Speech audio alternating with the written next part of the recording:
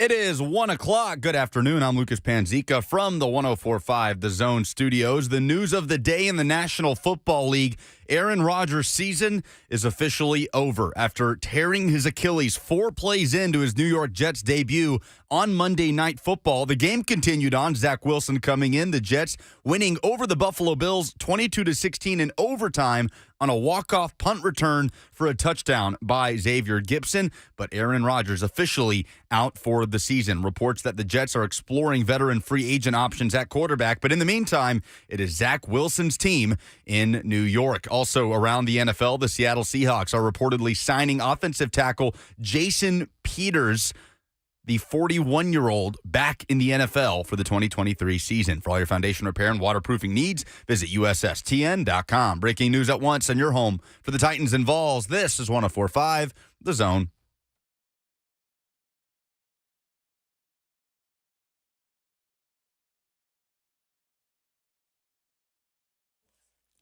Blaine and Mickey, 104.5 The Zone. What's going on, everybody? Looks like the F&M Bake Chat's been hacked. I have no idea. Lucas, you have any idea what's going on in there? No. Usually we have, like, Lonzo telling us good afternoon. Yeah, we're going to have to nip that in the bud. It's been a while, but they've come back. I don't know what the NFL TVZ, I don't want to say it because I don't want to send anybody there. But, yeah, there's a lot going on in the F&M Bake Chat, except for you guys. Okay, here we go. Emmett Jones, UT over Florida. Napier ain't the answer. Florida State and Miami better than the Gators. Tyler says good afternoon. All right, we're back on schedule now. There's our good afternoons. Aaron Rodgers, the most hyped thing that we've seen in years in the NFL. The most number one, built up, hyped. They had like 6 standalone games. I think they got 5 more. I think 4 of them or 3 of them are night games. And he's done. And he's 39. He'll be 40 in December with a torn Achilles. Yeah, As soon as it happened, I texted you. I said, I think he tore his Achilles. The first thing but on I was my never phone. going to tweet that out. I'm not a Twitter anyway, or X anyway, just on injuries anyway, because I'm always guessing anyway. But the way he was holding his foot up in a arched same location, and then how he kind of like, I don't think this is too good. How he just went down. He was trying to fight through it and probably gradually was getting tighter and tighter and it probably fractured at that time. And he felt like, you know what, this is bad. Yeah, what a tough dude, though. It's unfortunate. But the Jets defense won this game. And then they finale in overtime with the punt return there by Stephen F. Austin, undrafted rookie. Was pretty impressive. So hats off to the Jets. And when I'm watching games, as I said before, I'm always thinking about the Titans. Do the Titans defense look like the Jets defense? No, I'll tell you. So stop talking about all this top 5. They don't look like them. You know why they don't look like them? Their secondary's off the charts. Their corners are off the charts. I'm not even going to talk about the guy who got 3 interceptions. You know, that's very rare and all those things. But they challenged the receivers. Diggs didn't, he looked okay, but he didn't look great. Sauce, you can talk about how, he made the Pro Bowl and all that. But he's still a second-year player. Diggs wasn't dominating like that. He was just having an okay day for Diggs. So when I watched the Jets defense, and this is ever since 3 years ago when we played them, their defense has been good. It ain't even slowed down a bit since a change of coach or anything. And actually, it's gotten better because Salah's background is that their head coach. So we got a little ways to go to be that level of a defense. To Vrabel's point, to come away with a big play, which they did. Allen fumbling the ball. They caused it on defense. And got another turnover. He had, 4 or 5 turnovers total or whatever it is in the game. And they literally won that game. Because Zach Wilson, I don't know, maybe with preparation, he looked even more confident than last year, but the results were somewhat similar. So he's going to have to play a lot better. Or unless they, do something with some free agents out there, some viable veteran guys to, middle of the road now backup guys. It'd be interesting to see what direction they go. But they need somebody just in case he falters, because they have a good team. They got a good news. The quarterback's got to be able to pull the trigger. So it was exciting just to watch that game, really, and everything evolved around the game and 9/11 and everything else. So yeah, it was pretty cool. It was good. I was engaged, man. I hadn't been that engaged in a Monday night football game in a while. No, it's been a minute for a matchup like that. Especially with Aaron Rodgers. I wanted to see what he looked like, and then we got 4 plays. Yeah. Dang. Sucks for him, man. Dang. Josh Allen did every Josh Allen thing that he does when things don't go well. Well, the Jets actually has his number. They always do this to him. Maybe not this drastic, but he's always turning the ball over versus them. He takes so many unnecessary hits. He seeks out contact. You only got so many of those in you. I don't care how big you are. Well, that shows the coaches haven't talked to him. And I said this a couple years ago. Eventually, you got to – and I love it. At times it's okay, but you got to know when to fold him. Like one time he got out, the pocket, and he could have went out of bounds. He got the first down. Just go out of bounds. What's the extra 2 yards instead of a hit? So those are the things. But his mentality, it's hard to change guys like that. I don't think he's been as good a quarterback since the coach left and became the head coach of the Giants. He doesn't look the same. I don't know what it is in the passing game, his decision-making. I just don't think he looks the same. He's been a turnover machine. No one talks about it because the team is really good and they still always make the playoffs. But if you go look at his turnover ratio compared to all the other elite quarterbacks, he would be at the bottom. Mm-hmm. I think I don't know, man. I was listening to NFL Network. I think they might have said this guy's had like 80 turnovers. It would put him. He's number one since 2018. Right. I believe it's the number. Watch this. I'm about to get you. You're going to laugh. Because it's not fair. He's Jameis Winston-esque, but just wins with those turnovers. I'm serious now. A better athlete, but I'm just talking about the turnover numbers. James Winston can go throw for 350 or 400 yards, and he still's got, I don't know, or 4,000 yards, and he still has 30 turnovers with his 30 touchdowns. I mean, so it's just kind of interesting how people view him because he still wins in spite of that.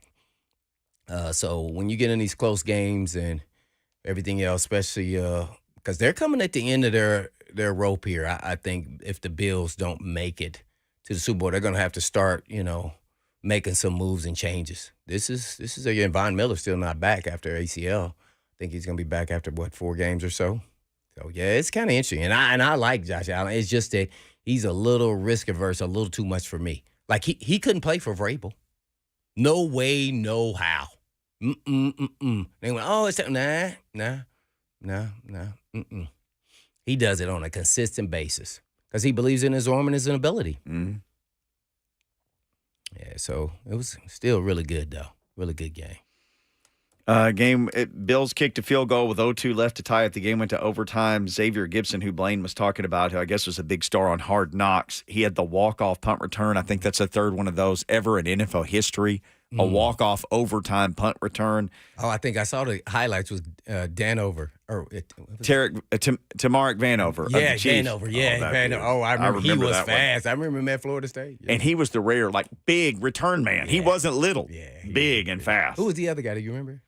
The other person. I don't remember. They showed it, too. I'll remember when we're not talking about it. I know. But yes. Cool. That was pretty cool. From Stephen F. Austin. Yeah. Stephen F. Austin. Mm-hmm. So, what should New York do at quarterback? And I'll ask you this. Mm-hmm. If you were sitting there in the GM seat, you're the owner, Blaine Bishop's Jets. Who, the Jets? Would you call Tom Brady? No. No? Nope. That ship has sailed. For me? Yeah. No, I'm not. No, I know a lot of people were, saying that from Tom Brady to I even saw Andrew Luck. Yeah. On the I'm not calling him. Matty Ice. Who are, probably could all be better than Zach Wilson at this time. But see, I don't want a pocket passer because of my offensive line. They still had questions out there, and you can tell. So I don't know. Also, I don't know the relationship of their understanding of that offense. Is there some relationship that they know the offense? I saw Phillip Rivers on the list. I saw him. Guess what I would do? If I'm the GM there, I am going to go with a middle of the road guy who's still in the league, maybe who got, there's no longer a starter. I'm just using him as an example. Andy Dalton-ish type player or Minshew, or I'm going there because ultimately I really want Zach Wilson to turn his stuff up because he looked like a different player. He just still was making some mistakes. Now, granted, I'm sure Aaron Rodgers took most of the reps. So let's get that straight. So now that he's back in the seat and now the pressure is kind of relieved, even though he is now back as the starter, I really want him to be the guy. So I want to bring in a veteran guy who's going to support him at the same time, but nobody's going to be saying, this guy should be the starter unless he poops the bed. And then I got somebody like Kibble. I would, watch this, y'all going to laugh. I would even consider Carson Wentz, who definitely throws the ball to the other team all the time and panics. But I'm not. They have a team already built. I just got to, and the reason why I say this, because they got an elite defense. Yeah. So I want Wilson, his maturation, just to get better each and every game, and I want to build his confidence. There's a mental side to this game at every position that you got to, embrace as a coach, individual coaches at these positions to help them through that. And one thing you can say is, as bad as you might have thought he might have played, you could say that's one down and you were the winner, you were the victor. You got, you're 1-0. See, so we can build on this. No difference in what I said about the Titans' offensive line. I said, hey, if this is the bottom, I can work with that. What they did in this past game versus Saints. Was it great? No. Was it average? Maybe, maybe not. But I was, that's a real good defense. So that's where I would go. But yeah, and then they don't have a lot of collateral, but they may go all in, chips in, and try. And I could see why some owners or GMs would try to, because this team is built to win. Now they got weapons too. So there's people going to say even Tannehill. Yeah, I'm like, well, I don't think they would trade for Tannehill after that game. So we got to have him play a little bit better. Maybe one of our backups. So that means it's only going to be Malik Willis, because they're not going to trade Will Levis. They just drafted him. There's a lot of options I'm sure they're considering. And, I just would love to sit at a table where we're having these discussions and just, have an opinion in whatever direction they decide to go, that they think is best for them. And being the head coach, Gardner Minshew, Matty Ice, it's a lot of guys out there. I don't know if Tannehill's tradable right now after that game, especially to a market like that. New York, they be like, man, well, we trade for a guy that just threw 3 interceptions. You got to have a good game, then you trade him. Yeah. Yeah. So, but I don't even know if I would be considering that if I'm the Titans until we get to a point where things aren't going really well. And I don't know if you'll know that till the end, like week 10 or whatever it is. Trade deadline is before then. I don't know. When is the trade deadline? November but early November? Yeah, something like that. So, yeah. So it was, hey, man, we shall see. Oh, man, jeez.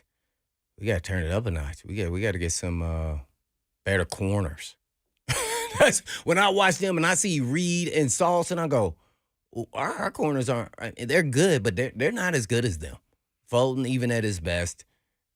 But, yeah. October 31 is the trade October 31, that's what I said. November 1st. Yeah, today. Yeah. So well, their defense different. Their safeties are, on the hooker level, both of them, really good. Really good. Well, Saints had good corners too. Yeah, that's what I'm saying. Yeah. And people, they blame the offensive line, but mostly Tannehill in this game. But I only blame him for the ones he missed that were open, because those are like layups in an NBA game. Those are layups you don't ever miss, or missing a wide open dunk. I mean, come on, man. That's a drop in the bucket, Hag. You should be able to do that with your eyes closed. I don't know, man. He can't play anywhere, so we'll see if he responds. He's a veteran. I'm just hoping I'm wrong, and I haven't said it yet, but I'm just hoping this, surgery on his leg, balls were underthrown on deep balls, that maybe he's starting a downward tick. So I'm going to give him a pass. There's a lot of things that happen in a first game. But, boy, that can't happen. What I was about to say is the receivers weren't getting a lot of separation in the game. with the offensive line, and then the receivers getting a lot of separation. But he still didn't. He still underthrew those balls. Even I'm not going to make any excuses for him. Let's roll into segment 2 next. Matthew and Franklin looks like wants to talk about Alabama. Look, on Tuesdays during football season, we love to get into what caught your attention from this past week. So we need to resurrect that. So it's like the Undertaker gif where he's getting out of the coffin. What caught your attention in the sports world this weekend? 615-737-1045 or in the F&M Bank chat. Hit us up. Dong.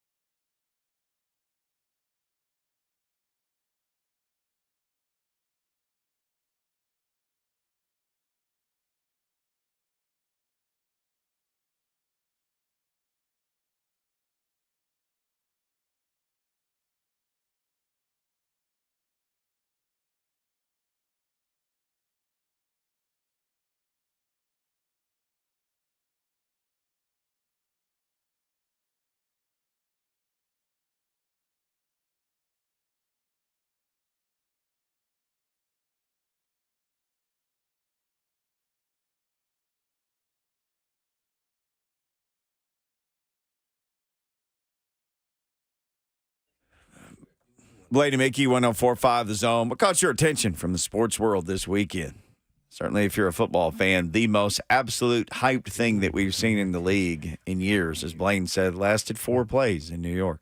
Dang. 4 plays. I was so hyped, too. I had my popcorn ready and everything.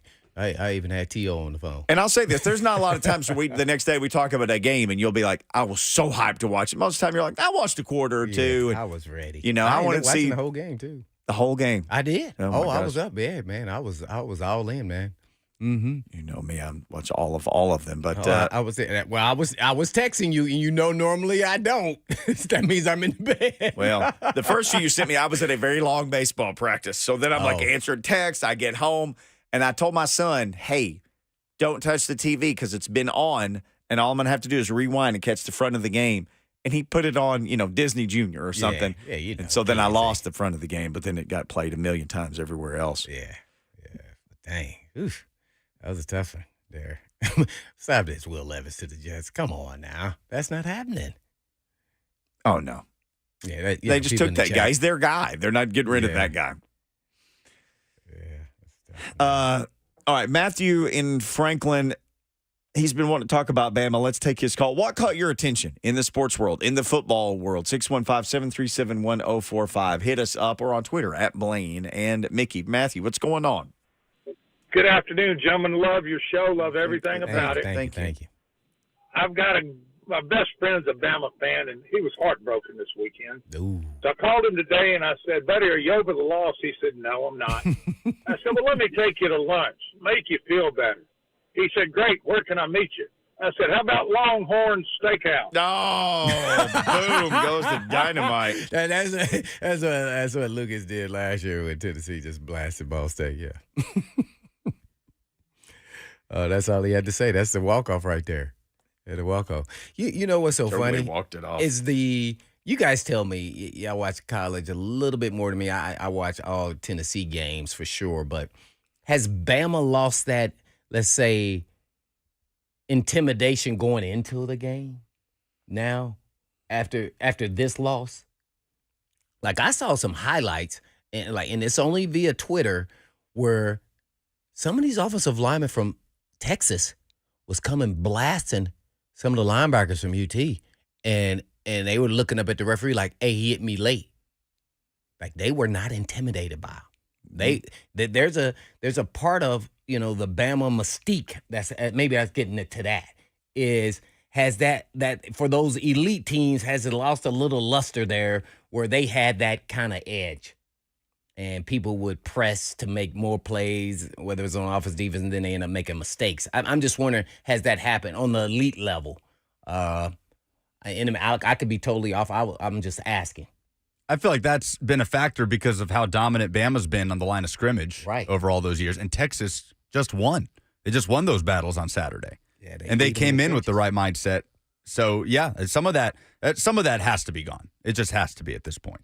And I don't know why that happened, but it could be that all the coaches or some of the coaches that have left from Saban under him, whenever time they were in there as a career, I'm talking about like Kiffin and all Sarkisian, all these different guys, are they taking a piece and then now are getting some of those high-level recruits, even if they would have been the backup to the backup, and then now Bama now elite level, maybe only as starters. The backups are still good players, but they're not guys who were the elite and just waiting their turn. They're like, maybe he was a 4-star guy and he had to wait, and he's really good, but he's not that elite dog. Like, something is missing that Saban usually gets, and then he goes to Georgia or he goes to Texas, or some of these other places, maybe even goes to Ole Miss. I don't know.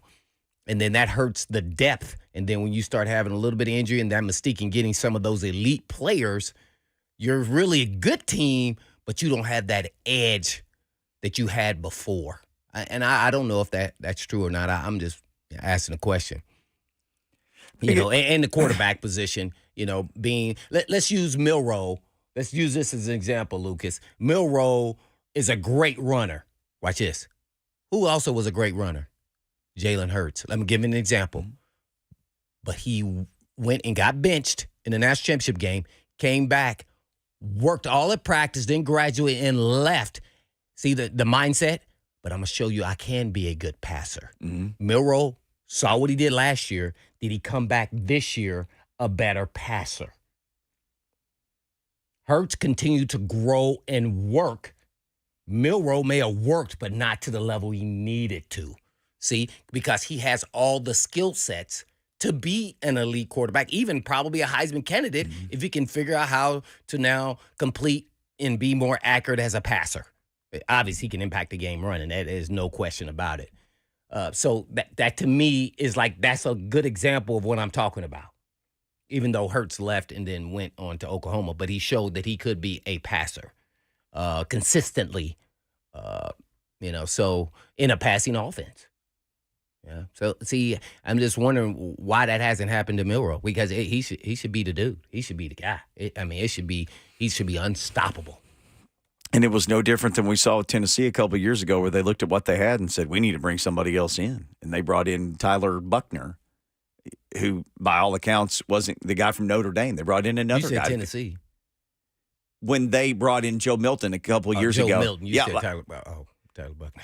Alabama did what Tennessee did of looking at what they had in the quarterback room and thought, we need somebody else in here. Right. That's why they went and got him. Yeah. Just for security if he doesn't pan out. Right? Yeah.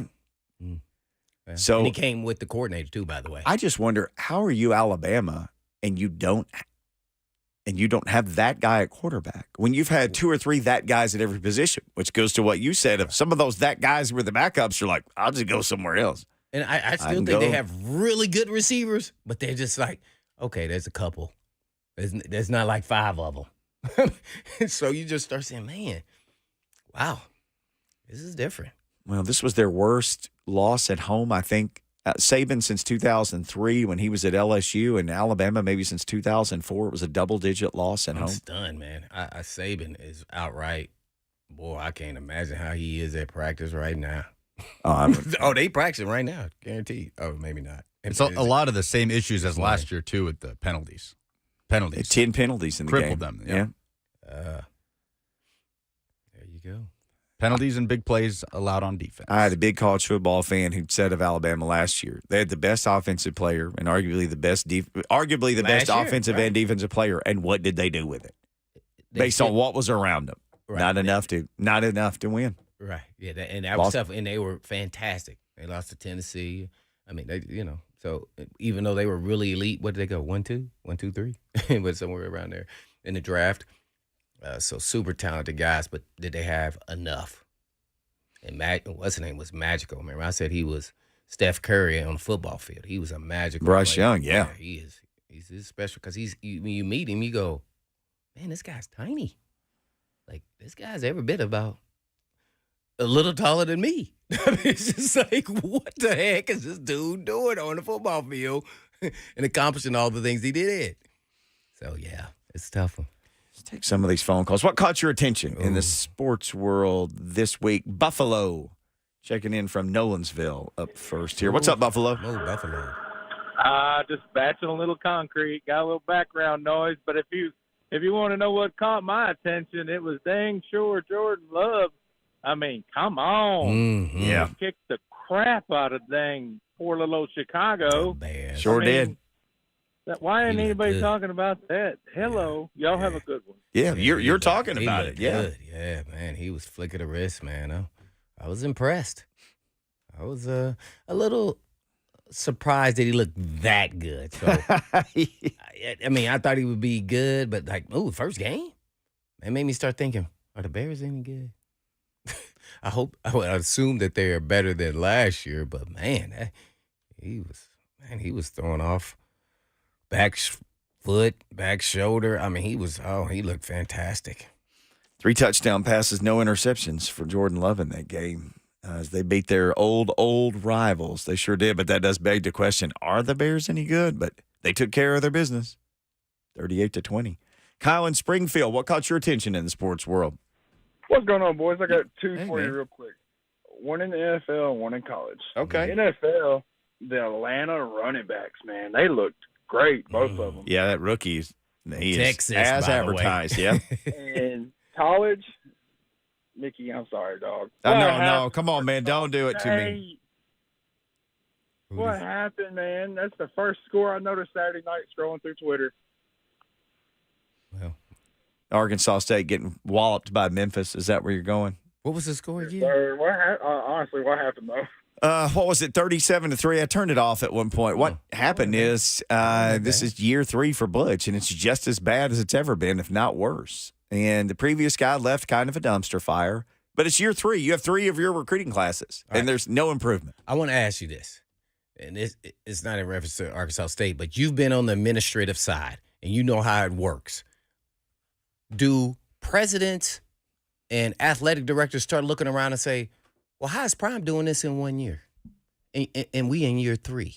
Maybe not at Arkansas State, but at some of the bigger Heupel. programs. Oh, no.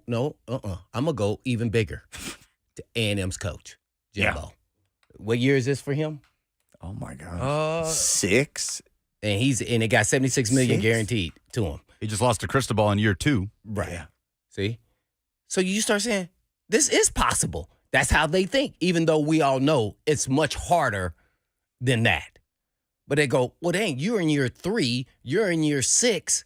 We have not really turned the corner where we should be. That means A&M, let's say, in the national title hunt every year that they step foot on the field. They're not that. So I just wonder, how do they think up top? You don't have to know football, but you are aware of what's going on around the rest of the NCAA and going, hey, dang, Deion did this, and it hadn't even really been a year. I mean, he's got 80 TPers, transfer portal guys, or whatever the number is, and he's starting out, and you could say he's starting off, and that could settle down here in a little bit based off the competition. And then, when they play like Oregon and some other teams, but you still say they are super competitive. At worst case scenario, they're ranked, and they're helping his university make money. So you go, well, dang. Is it easier than it used to be to take over a program? Because coaches use that crutch of have to, what's the word? I got to get my culture changed and all these little adjectives. Dude, at the end of the day, it's about winning or losing. I don't care if you coach the dudes up there was here that is halfway decent. If they buy in, coach them up. Jimbo early in year 6. Or tell them to go, bye-bye. Jimbo is 40 and 6. 22. 40 and 22 in that time. Kevin Sumlin, who got fired after 6 seasons, was 51 and 26 at A&M. And they've shown the graphic the whole time of where they are at the same amount of games, and someone has been right with him or ahead of him the whole way. To answer your question. How do they think? Or do they? I will say this. There are certain school administrations who are, how do I say this? Well, is it because of the money? Some they of don't it have is. access to more money, Some like at just say, Arkansas State, Ball State. We don't have money. There's Right. nothing we can Ball do. State It was too. a mistake. But they also just extended Butch this year. He got an extension. He'd won 5 games in 2 years. Before the season started. He did, which was ridiculous. He should not have gotten one. So sorry, we don't have enough money. This is going to play out 3 more years before we can conjure up, 2 years worth of money to get rid of it. That's one. Number 2 is, and this happens at smaller schools that necessarily where sports aren't the biggest priority, or the administration is just asleep at the wheel. They're not paying attention. Okay. Did you see these new doors? You don't not realizing it's still bringing money into the program. I mean, to the university. Okay, well then tell us how the Power Fives do. What are they thinking? Like the money grows on trees there in A&M, in Texas, in general. Okay. $76 million. Oh man, we got to let this dude go. He can't even win. The only reason I would say that you don't make a change, because you're saying, okay, what goes on at the top? There's, to me, and I was writing this down as you were saying that. Number 1 is there's some people who don't want to admit they made a mistake. So now we're talking about ego. Ego. Oh, gosh, the ego's at that level, or the egoist of egos. So some people are like, Is that a word, Lucas? hey, man, Egoist? Yeah. he is going to turn this around. Well, maybe not, but your ego won't let you pull the trigger. That's why sometimes it costs the people over them their job, then the new guy or gal comes in and says, enough. So that's one thing. Gotcha. Here's the other one. And boy, this is a good one. This is a good one. So every school, whatever school you like, Ball State, Arkansas State, Tennessee, Lucas, wherever you're listening from, your school has a handful of people with a lot of money, and they help make decisions because they have money. And they say, if you hire this guy, you can have all my money that you want. If you don't, you can't have my money.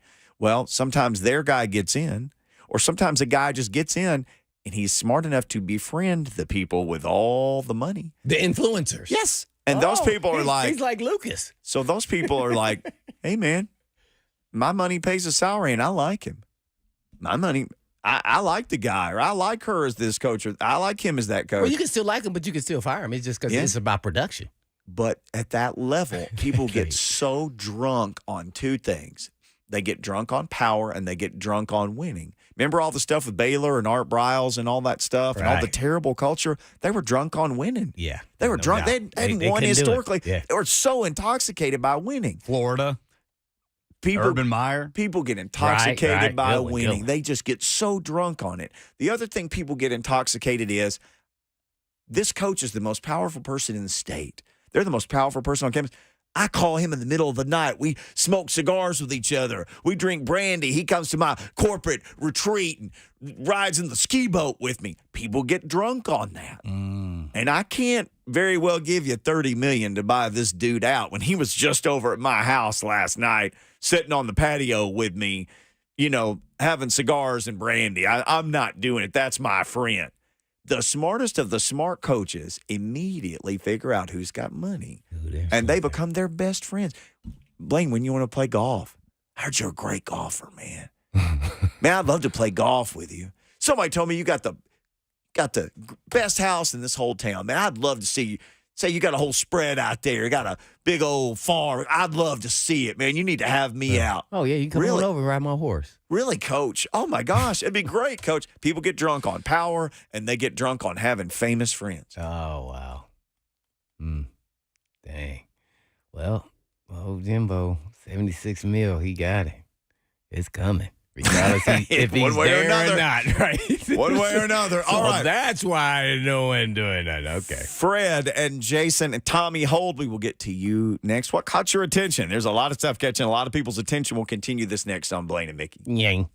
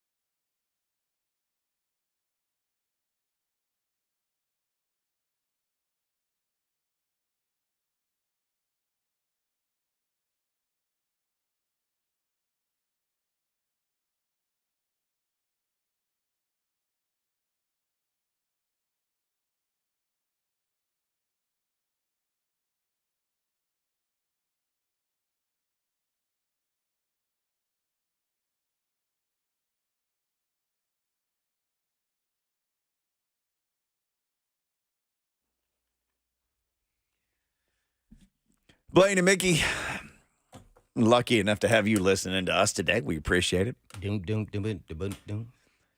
Ario in the F&M Bank chat, AIRIO, says, goodbye, chat. Back to work. Well, we wish you the best, man. Oh, enjoy your work. We'll catch you hopefully Appreciate tomorrow. you listening. We sure do. Appreciate the calls. What caught your attention last night? Tommy in Nashville. What caught your attention in the football world? Sam Darnold. Oh, yeah, Sam Darnold.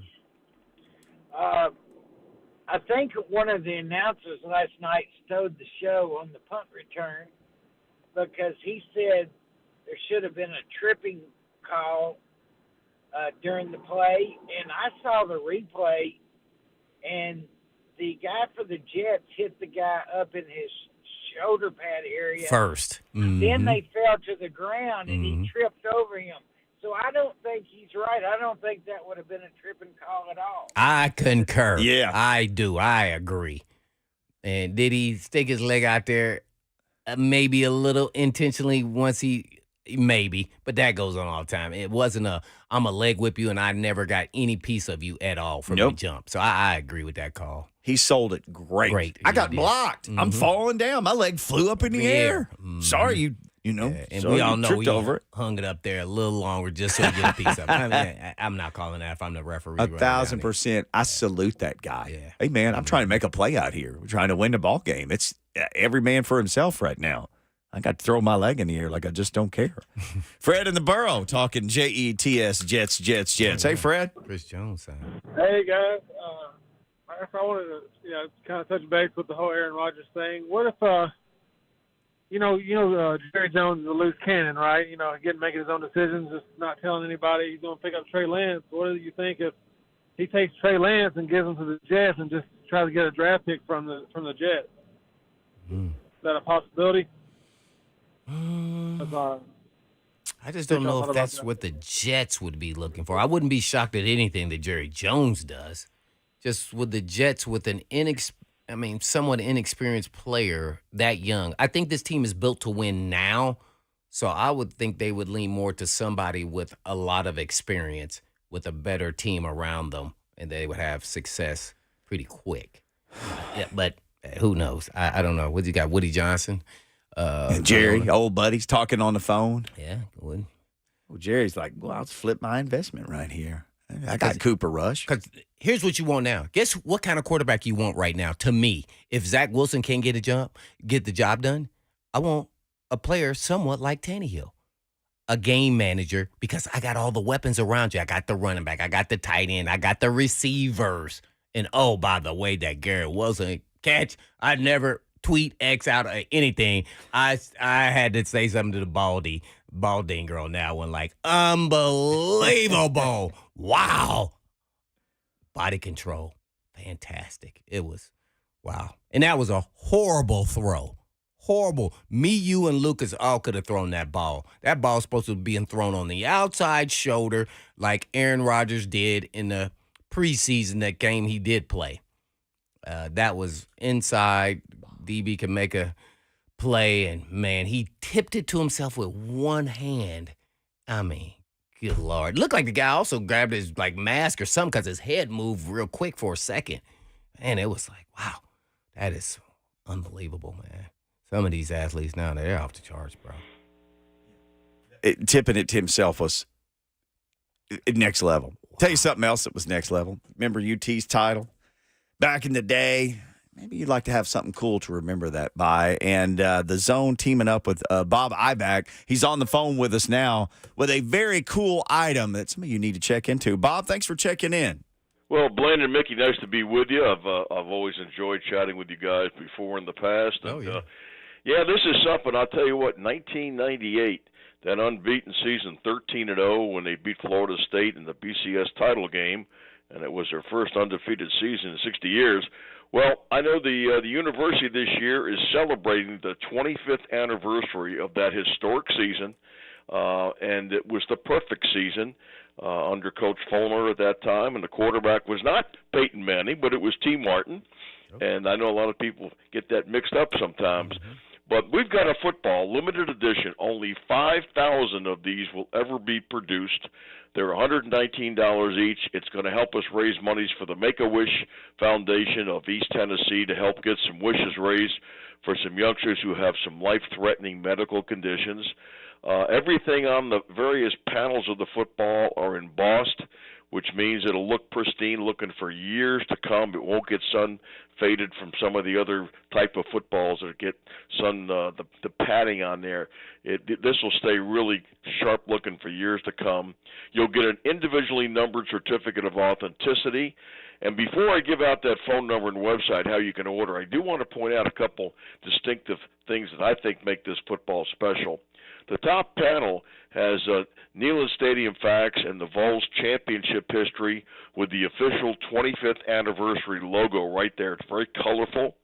The second panel right below that has the full 1998 perfect season schedule with scores, the dates, the opponents, so you'll be able to look back and see exactly how that historic season unfolded in chronological order. And the third panel is very unique. It's got a full panoramic photograph of Neyland Stadium, and it was taken on a sun-drenched afternoon. It stretches from the left side of that panel to the right. It really makes this football special. There's nothing else out there like it. Here's how you can go ahead and order, but I do urge people, do it sooner than later, because there's only 5,000 of these will ever be made. You won't be able to get them at the school or at the stadium or anywhere else, only through the website and the phone number. That number to call is 1-800-345-2868. 1-800-345-2868. If you can't get through the phone lines, go right to NICOsports.com. You spell it NIKCO sports.com. That's NIKCO sports.com, or 1-800-345-2868. These will be sent to you in about 8 to 9 weeks. Great Christmas or holiday gift item for that Vols fan. And in closing, I just want to thank you and your listeners. We've raised over $3.3 million now in the last 6 or 7 years. And I know we've been working with your station on a few other things, and appreciate a big shout-out to your listeners and your staff. Well, we appreciate it. All the Vol fans looking for Christmas gifts, you can just get your Christmas shopping done early and help a good cause as well. Thank you for the call today, Bob.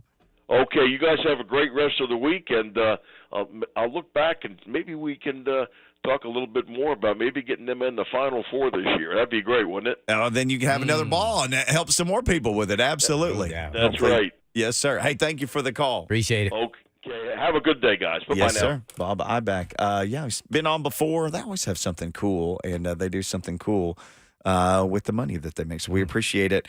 All right, Jason, Jeff, here's what we'll do. We'll take a break. We'll start the second hour. Coach Mack is going to join us in the 2 o'clock hour. We will finish up these calls as well for what caught your attention. Headlines next. The most hyped thing in the NFL in years is no more for now.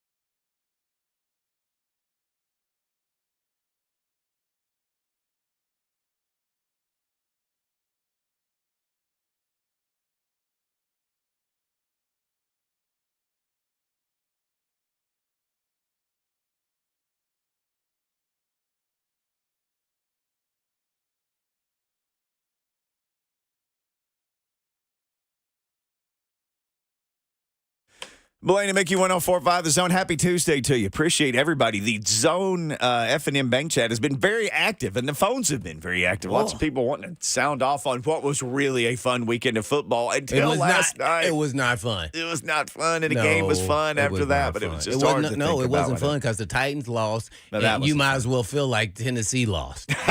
You might as well feel, I went and watched that game again. I got it all in it. Woo-wee. Talking about a bugaboo.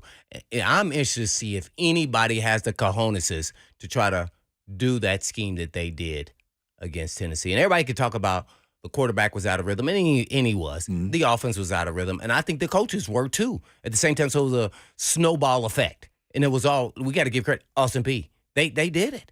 And then they had a great game plan for the offense. They just didn't have enough dudes. I mean, They just didn't have enough. So I'm interested if people think that they can run what they did or some version of it. Because there was only 3 down linemen.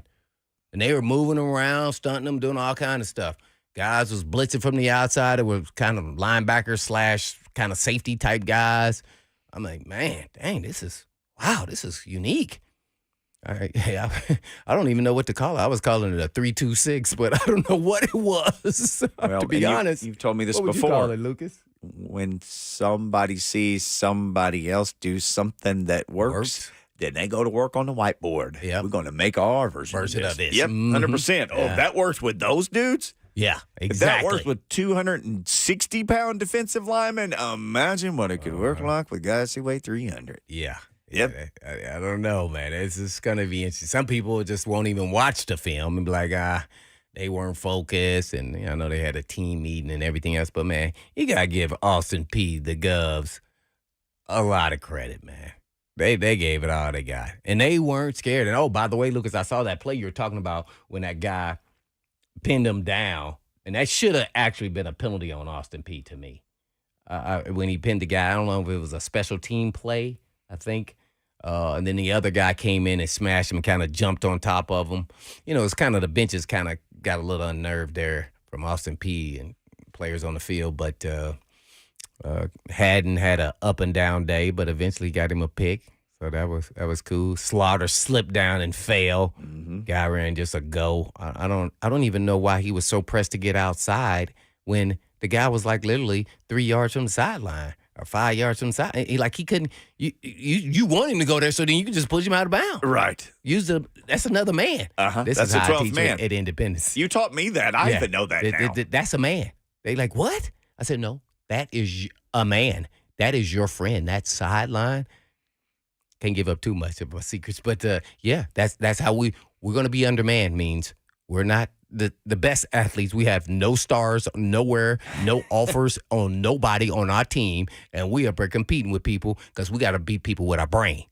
See, that's my whole emphasis there. This is how we're going to win, and we're going to work hard, play hard, and we'll get y'all in the right scheme. And sometimes it's going to work, and sometimes not so much. But we got to be smarter.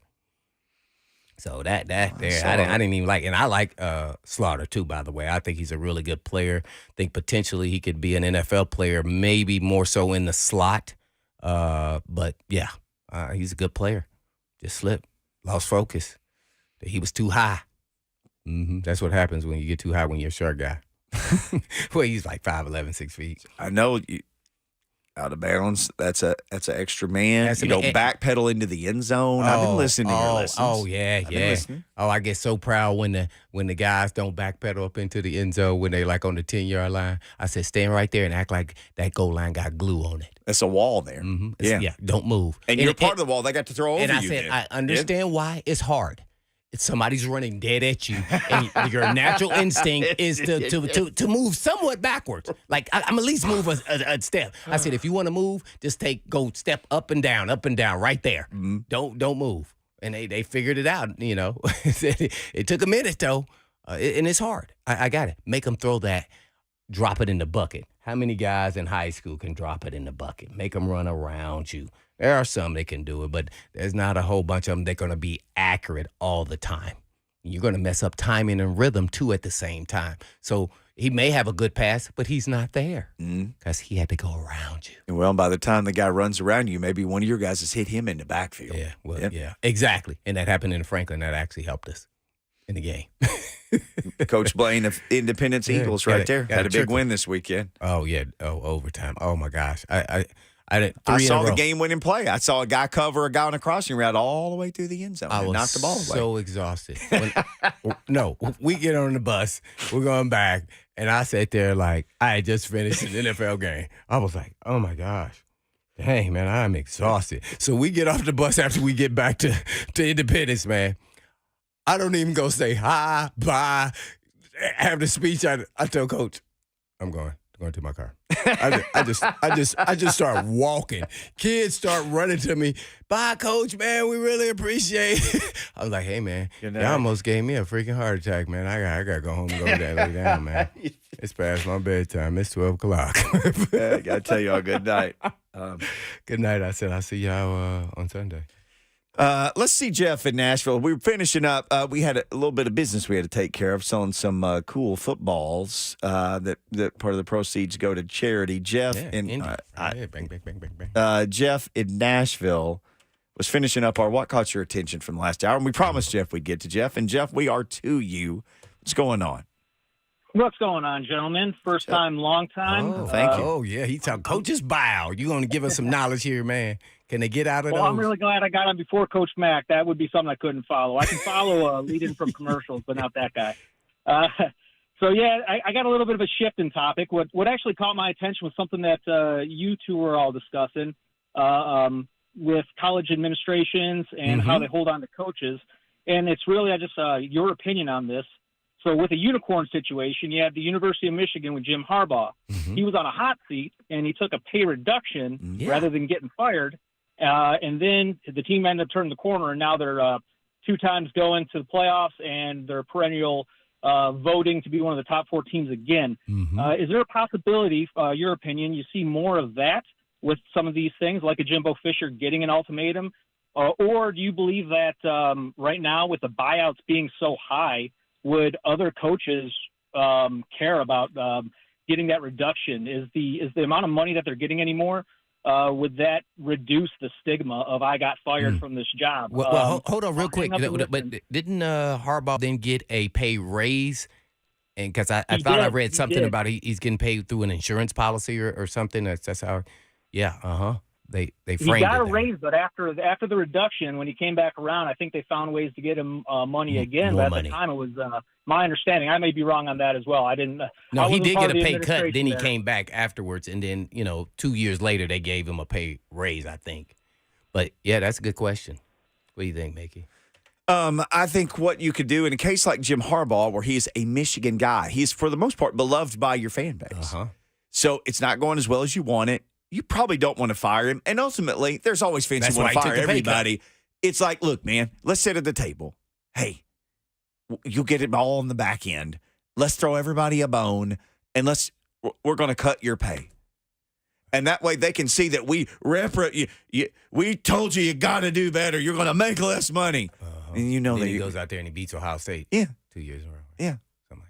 Now, why more people don't do that, I don't know. But I think that's such a unique situation because he's a Michigan guy coaching at Michigan. At Texas A&M, Jimbo, he's not a Texas A&M guy. When I'm done with Jimbo, I'm going to be done with Jimbo. I'm not going to cut his pay and keep it going. I mean, this thing, what Lucas say, this is year 6, and they just lost to Miami in year 2 under Cristobal. And I get it, the U's the U, but the U hasn't been a U in a long time. They've been like Groupon and tickets down there this year. Watch how many U's. And I there's one guy who listens who's a Miami fan who'll always tweet me something ugly. And I'm not speaking bad of Miami. College football is way better when Miami is better. College football is better when Miami is better. I like it when they're good. But if you're Texas A&M, you're like, seriously, man, Miami for what we're spending?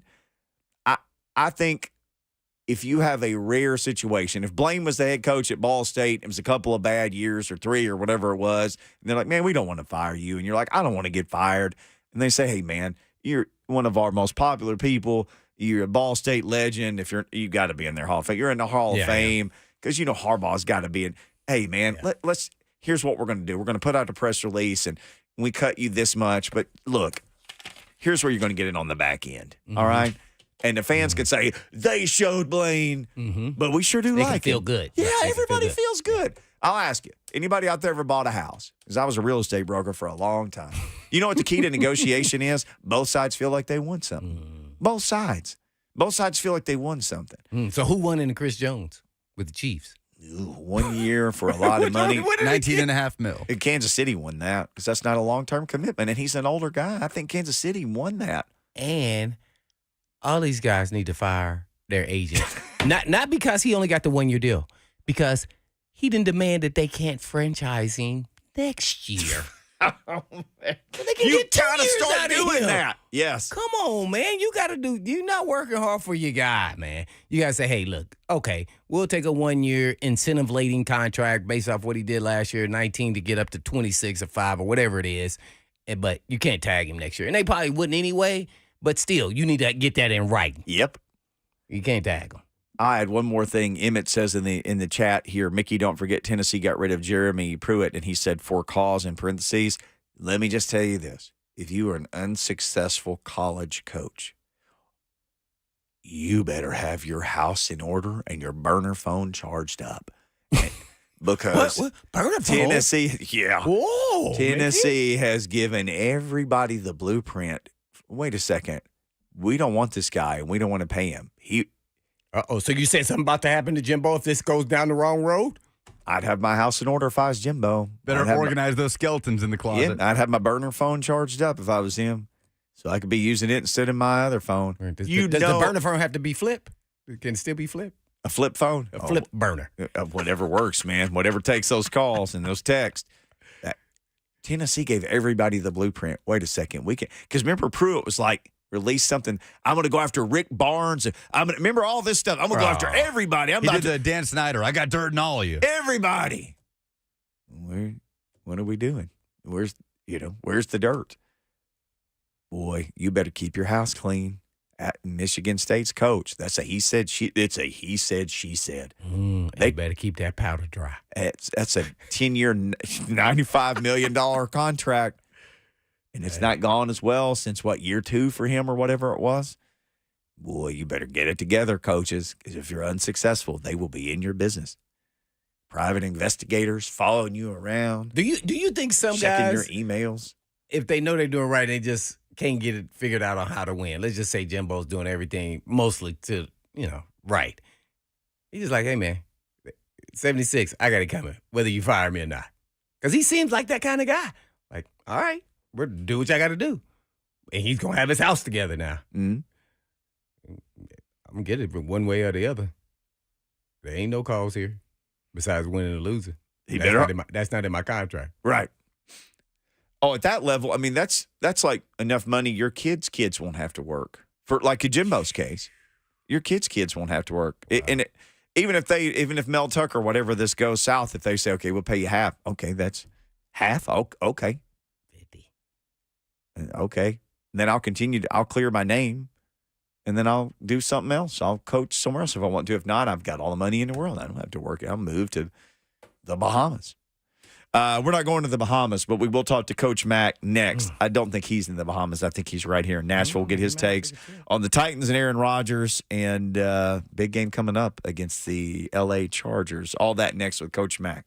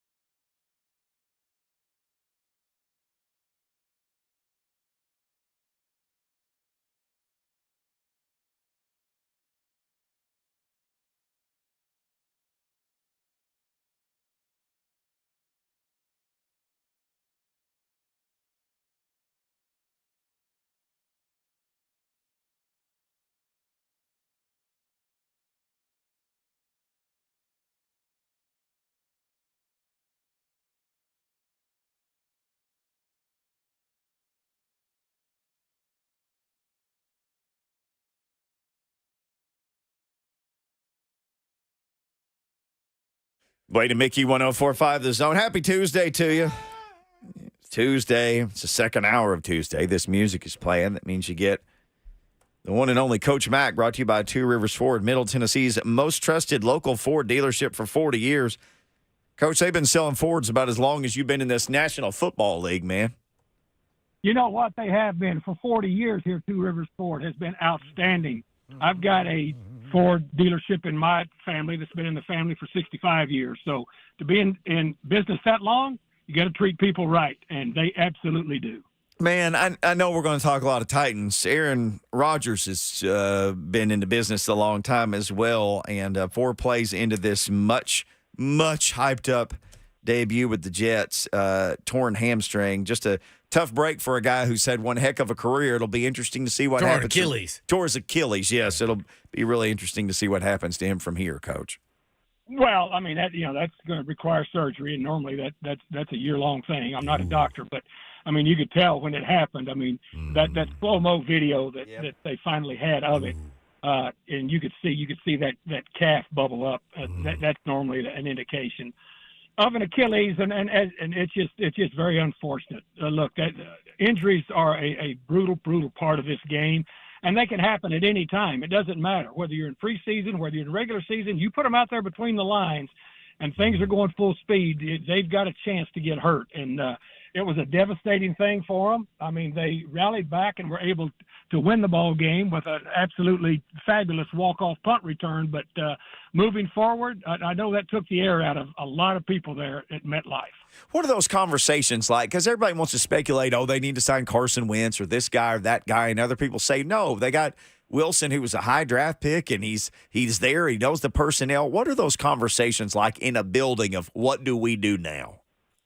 Well, I mean, they'll decide. I mean, clearly Wilson is going to be the leader in the clubhouse no matter what happens.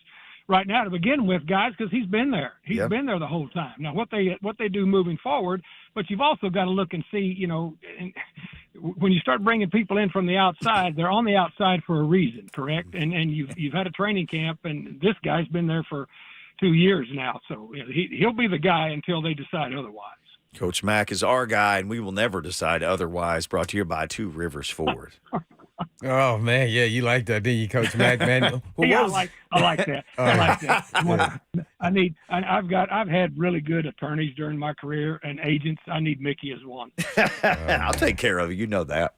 Well, Coach, I don't know if you saw this part of it, but them honoring as captains there with Gleason and Shaw as the honorary captains, battling ALS. Did you get to see any of that? It was pretty cool. I saw Vrabel down there and everything else. I saw him on the field, both gentlemen. Yeah, Mike Keith and I spent time with Tim Shaw before the game down on the field. Mm-hmm. We did. We always do Channel 4, 30 minutes live. And we did it on the field down there. And then we went over there and spent some time with Tim Shaw and his family and the people that were there. I mean, I thought it was an absolutely fabulous thing by both franchises to do that. I think it shows that, the humanity of not only the franchises, but the National Football League. And the response from the crowd was just extremely overwhelming. That brings to light a very, very insidious disease that just, it is just absolutely heartbreaking. To see those two guys. Of course, Tim Shaw. I coached Tim Shaw when he was here. Yeah. He was in my linebacker room for all those years, and a wonderful, wonderful human being. And I thought it was a tremendous, tremendous outpouring of not only recognition but outpouring of affection for both of those two young athletes. Yeah, no doubt about it. So I have to start from the beginning of the game. Hooker, first play of the game. Man, what a heck of a play. But I'm really curious, over all the years, and 30-something years or whatever it is, it's a lot. Is that the fastest challenge you've ever seen at the beginning of a game? That's a record. Yeah. Nobody's talking about that. That was a record that they had 4 seconds or something? I don't know what it was, but I was like, whoa. No, Blaine, it really was. First of all, it was a very unusual play. I don't, I've been in over 700 NFL games, and I don't think I've seen a play like that.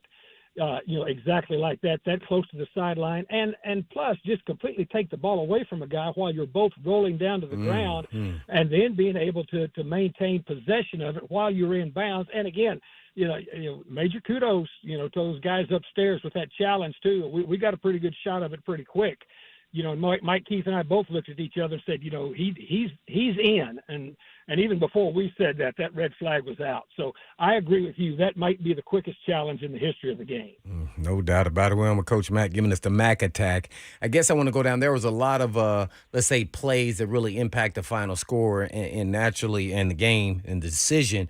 But one of the plays were on the Titans side of it is the block punt. Kind of take us through, I think it was Reese that kind of missed his block. What you saw and how you and Mike kind of call what happened there during the game. Yeah, we saw exactly what happened. I mean, the first thing, and again, it's drilled into these guys constantly from May, when they show up, and if they're going to be, to be on the punt protection team, you always protect inside out. You constantly protect inside out because coming from the edge, clear around the edge, I mean, it normally, if it's a good snap, which we're going to get a great snap, with our snapper, I mean, you're going to get a great snap, and coming running a wide circle around the edge, you're never going to get there. But you've got to protect inside out, and if you don't, you're right. It was Reese out there on the wing, and Chig was right next to him. But you're always taught to protect in the spread punt inside out, and they failed to secure the inside between the wing and the end man on the line of scrimmage, and so that was a very direct shot. You should. Really, I mean, with the timing and the way things are, as precise as they are in the National Football League, you should rarely. And plus, I mean, they were lined up in a punt block because Mike Keith called it immediately. He said they're coming after this one, and you could tell they were coming after it. But they can bring as many as they want, as you well know. But if you protect inside out and you've got a good snapper and you've got a kicker that gets it out on time, the chances of getting it blocked are very rare unless you give up an inside lane, and that's exactly what happened. Yeah, I would hold that inside, man. And if I had to dive with a guy, as long as he ran around me, I knew that kick was getting off. Yeah, so you're absolutely right. And the other thing, too, Blaine, and you know that. I mean, you've done this before, and I've taught it, but before. It's protection first, then coverage. Mm-hmm. Protection first, and then coverage. Because if you don't protect, you may not have a punt to cover, which we didn't. Mm-hmm. Well, we got to get to the meat and potatoes of really what you saw from Tannehill and his play, just observing and calling the game, and did you see something that maybe other people didn't see mechanically or anything else what was going on, or was it really just the way the game was going and the Saints defense was just really good and he just made a couple bad throws here and there, and then next you can't miss layups in this league for sure. Well, he missed two layups, and that and of course those two layups came in the second half when you had him schemed up. You caught him in the right coverage. And you had him perfectly schemed up. So those two layups, but both on routes up the sideline, you've got to hit those. I mean, you've got to hit those at any point in the game, but especially then when you had a time to look and see and feel them out in that first half as to what they were doing defensively. I mean, it was schemed up perfectly. You've got to hit those, and then you can't, regardless of who your receivers are, you can't force the ball into double coverage. Mm-hmm. I mean, and that happened on a couple of those too, and really he was fortunate on a couple of those speed outs. Yeah. Because what they were starting to do is they were starting to sit on those speed outs. They were starting to sit on those things. So you just can't force it, and you can't pass up. On the one that he threw, I think when they were double covering hot down there. I mean, you had Chig coming wide open underneath. You have to make better decisions. It was not a good game for Ryan Tannehill, and he knew it, and he admitted it. Completely after the ball game. It was not a good ball game, and so your trigger man has got to make decisions, and of course clearly when you've got a veteran, you expect him to make more right decisions than wrong decisions, but you expect him to hit guys that are schemed open, and we didn't do that. With the many years that you've been in this league, kind of take us through from a fan's point of view and get them a behind the scenes on when your quarterback has a bad day, how do you approach the next time you sit there and have conversations with him, or even if it's on the field, how do you go through that process, or even watching film of the game? What are some of the things you made sure that you touched upon to make sure that, he's confident that you have his back? Well, the way the tablets are set up now on the sideline, I'm sure they went through every one of those things on the sideline. And with a veteran quarterback, I mean, he knows immediately before he even comes and and anybody has to tell him anything. Mm-hmm. You know immediately. And so with a veteran quarterback, it doesn't. I mean, you don't have to explain a whole lot to them. And then the thing that you ask them and talk to them about and talk through it is, what did you see? What did you see? What did you see? And then, I think on both of those that were wide open, he tried to be too careful with the throw rather than just throwing it. I mean, that's what it looked like to me. But with a veteran quarterback, and especially the way everything is set up now electronically on the sideline, you've got those tablets that you can see the plays immediately. I mean, you know immediately what happens, but so do they. A veteran quarterback knows. A rookie quarterback, you might have to explain to him, what happened, and then really go through with what he's looking at. With a veteran quarterback, it doesn't take very long to get it sorted out. Well, with Coach Mack giving us the Mack Attack from Titans Radio. Coach, what did you see from this O-line, and how much did you see them maybe develop or change even as the game went on? Well, I thought it was up and down. I mean, and that was, we talked about it going in. It's a good front, but you're going to have to block good fronts every week, just like they're going to have to this week. I think working together, they early on in the ball game, they're having a nice push, especially on the outside zone plays. They're having a nice push. The issue that came up, guys, is most of the times in our third downs, we were in 3rd and 8+. That gives no advantage to the offensive line. It gives no advantage to the receivers. 3rd and 8+ is percentage-wise advantage way to the defense, and then that's when the games start. And with 5 guys having to work together on the games, and it's either 3-2 or 2-3, whichever side they're going to run the games on. You've got to be in sync. We got caught with a couple of games, where we didn't pass it off correctly. So it was a huge learning experience for that entire group up front. But at the same time, you can help yourself by not putting yourself into 3rd and 8+ on a consistent basis on 3rd down. The late field goal where Mike explained, here's why I did it. I wanted to kick the field goal, get it to one point. We were stopping them on defense. We'll get the stop. I thought we could get down, kick another field goal.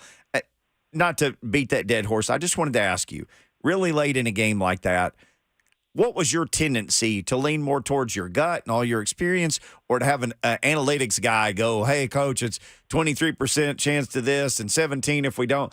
How did you mix in analytics with They know didn't football? have analytics then. How would you do it now then? Well, I mean, you've got to go with and plus you got to go with the feel of the game. The defense has been playing really, really well. Yeah. The defense had been going well. I mean, they'd only given up one touchdown, and that was because somebody was looking in the backfield in man coverage, right? I mean, and so it wasn't anything schematically that they were getting driven on. I mean, you're talking about a 16-15 ball game. And so to me, you put it in the hands of the defense. Plus you had 4 timeouts basically, because you had 3 timeouts plus the 2 minute.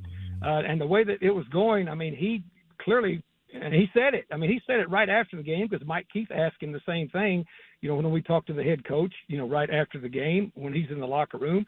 And he said the same thing, in his press conference. He put it in the hands of the defense, because the defense had really basically been standing up the whole game. It didn't work. So, look, in the 31 years that I coached, I've probably made hundreds of those decisions. Probably not necessarily that one, but a lot of them similar. When it works, it's the right decision. Sometimes when it doesn't work, then everybody's going to question the decision. And even sometimes when it works, they'll still question the decision. So you got to go with your gut and the feel of the game that you have at the time. And he was very honest with his answers, with exactly what he said and why he did it. Yeah, I completely agree with him actually on that decision. The Titans hadn't scored a touchdown the entire game. Why do you believe that they're going to score one there on 4th down and their 3rd down efficiency? It was a no-brainer to me the way the game was going. Yeah, and you get a feel for the game, and you get a feel for what's going on, and so, but and again, you've played defense all your life. I've coached defense for a good part of my career, and when you're called upon, when the hat's put on you, you got to respond. I mean, we didn't in that time. Coach Mack giving us the Mack Attack here on Blaine and Mickey. Well, Coach says turn the page now. It is now Tuesday, so most players are off and probably coming in, getting some things handled, whether it's film or ice and everything else. But moving forward to the Chargers, is there anything that you remember from last year's game that stands out just off the top? Yeah, well, basically, I mean, it's the same group. You've got a really good quarterback, and then Keenan Allen's been one of the better receivers in the league for a long time. Mike Williams is back and healthy. And then Austin Eckler is a special player. You know, and plus now they've got a new offensive coordinator. Kellen Moore came over from the Cowboys. I've broken down the first ball game they played, and I mean there were 7 lead changes in that game. It was a track meet, you know, going back and forth. But the thing that Kellen Moore has brought to this offense right now is he's leaning on the run game. They ran for over 230 yards. I think it was 234, and threw for two something. So it's very, very balanced. But they've got people that can play it. And the other thing is when you look at it, they're tight ends in Gerald Everett and also Donald Parham, you know, who's a 6'8" guy, a tight end that is a red zone threat. So they've got offensive people to be able to do what they did. That ball game with Miami, as I said, with 7 lead changes. I mean, it was up and down the field, and so they've got the same crew. It's a very strong offensive line, but the guys that you look at, Keenan Allen, you know, is going to be involved heavily. Austin Eckler, if his ankle's okay, he's going to be involved. But Joshua Kelly had 94 yards also, his backup running behind him. So this is a challenge with Justin Herbert back there. And as I said, Kellen Moore, first-year coordinator there, has brought some of that Cowboys offense that he ran for several years there in Dallas with it, and he leans pretty heavily on the run and the play action.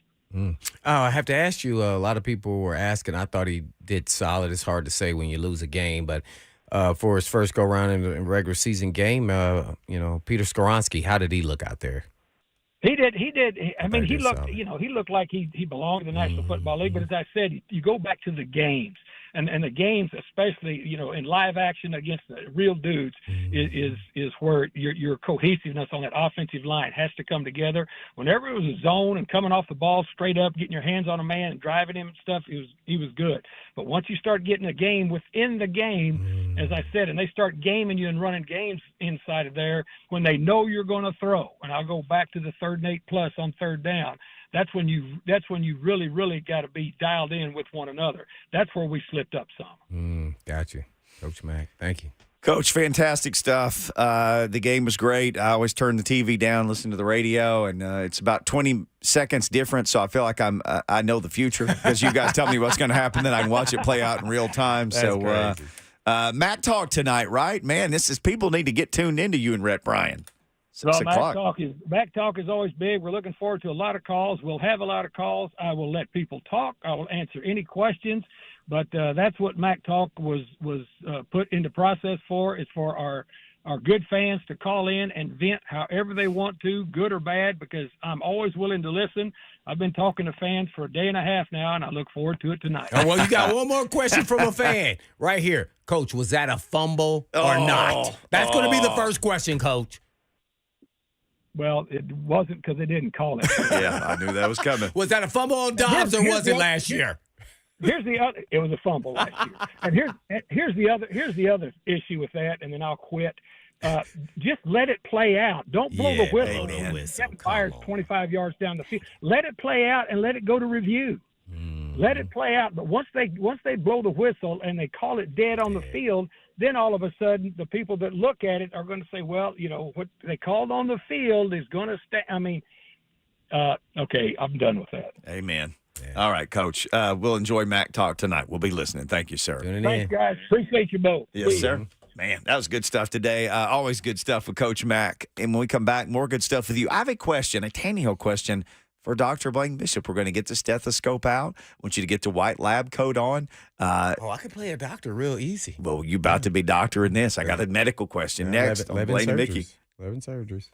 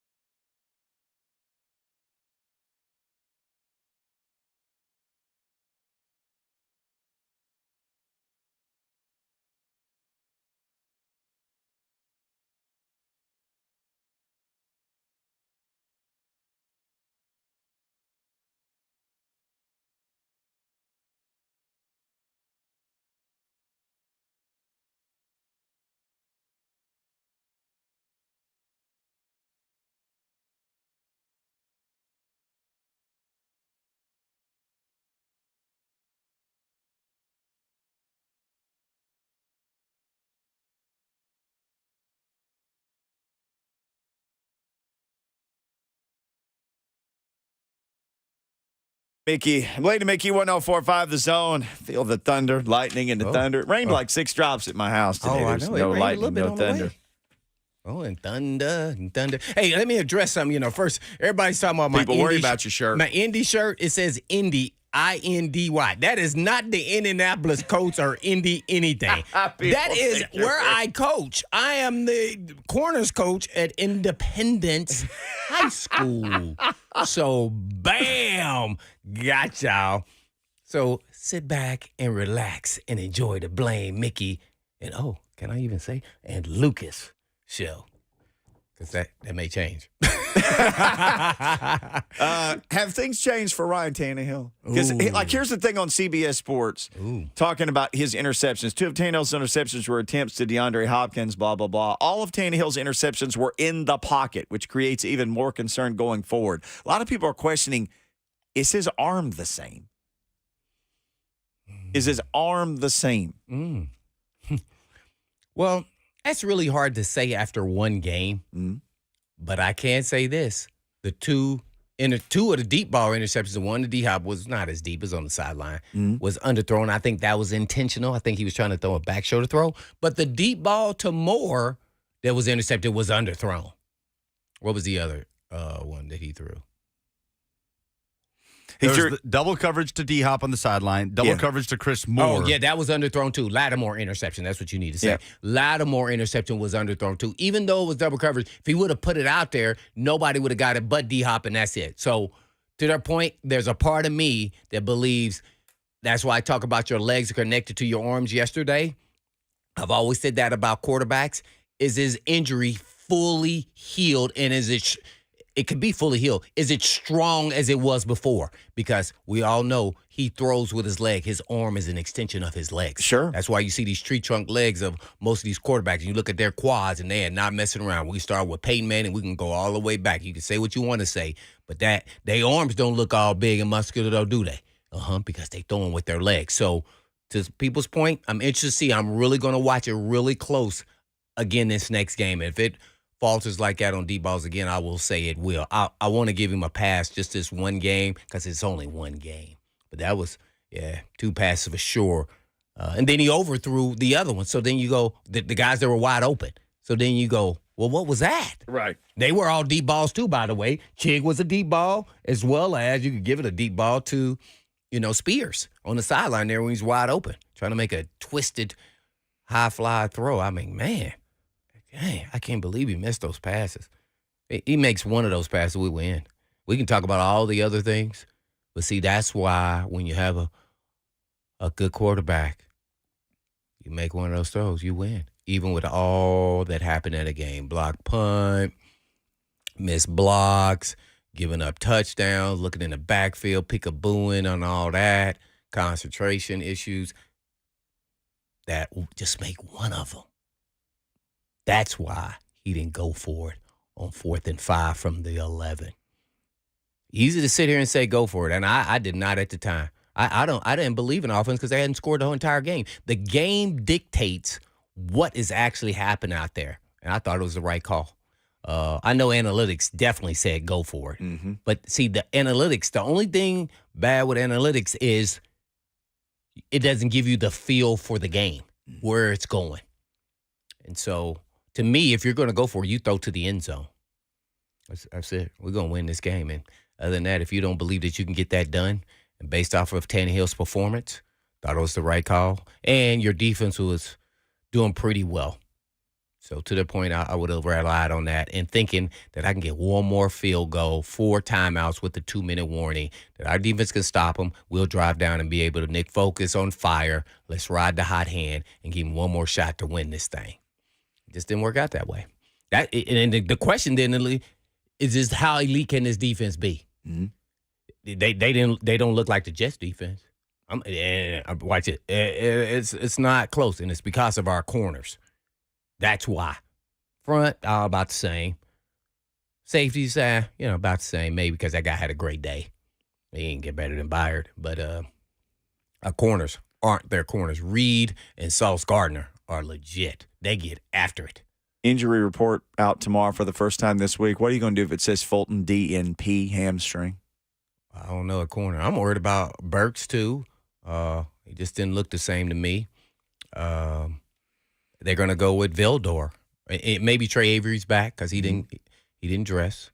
So, but that's still not on the elite level where you're trying to get to with that kind of pass rush. It should be a lot easier to play corner on the Titans. Our cornering days are done for today. 3HL, they'll suit up. They'll carry you from 3 to 6. And then Mac Talk at 6 o'clock. So you just got all kinds of football talk coming up. So don't go anywhere. Just turn it on 104.5 The Zone to rip off the knob. So in the meantime. In between time. Peace.